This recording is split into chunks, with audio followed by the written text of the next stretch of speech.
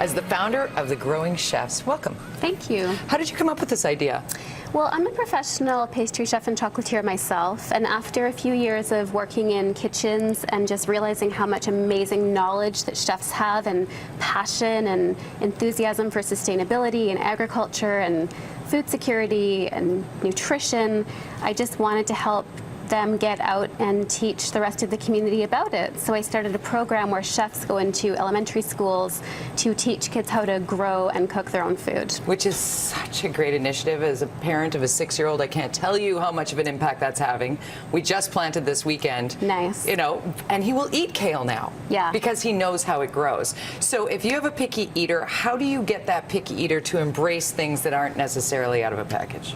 Yes. Well, the very first thing I would say is just get into it, hands-on, get their hands dirty. That can be planting a seed. One thing that we recommend for use at home are these little peat pots, because you can plant pretty much anything in them. Grow them on your windowsills. If you don't have room, you can grow them on your back porch.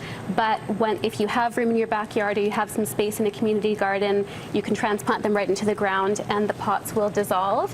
So just grow anything. In the Growing Chefs program, the very first day we get kids hands-on, hands in the dirt, and it hooks them. And it keeps it fun, right? It keeps it super fun. You know, if growing things isn't going to work out for you, bring them into the kitchen, just have them there, have them washing, gathering tools, gathering ingredients, just becoming familiar with, you know, what foods go with what gets cooked, what food looks like before it's cooked, how to use, you know, different kinds of things in the kitchen, anything that just has them in there. One thing we really like to do is try to make it special by giving kids a uniform.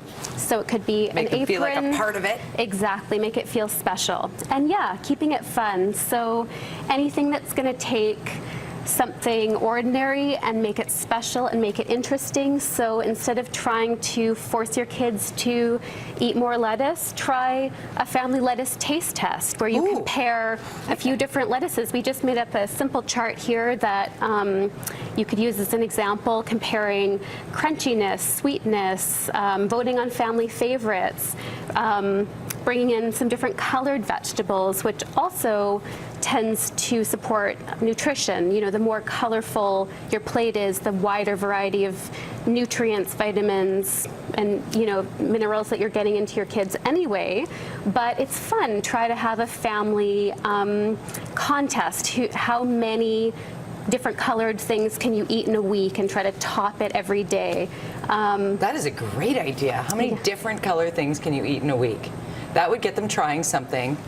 Absolutely. Way out of their comfort zone, perhaps. Yeah, anything that's fun and hooks them. Crunchy vegetables are huge, and interesting vegetables. So something like kohlrabi that has crunch, that has an amazing look to it, and also grows locally.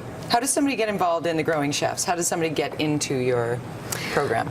Well, we intake volunteers in the spring, primarily chefs and restaurant people, front of house, food industry people, but we've got all kinds of community members at this point who just love cooking, love gardening, and want to get into the classroom. And your website is? growingchefs.ca. All right, well, we very much appreciate you stopping by. I'm going to use about 5 of those tips today. Brady, be ready.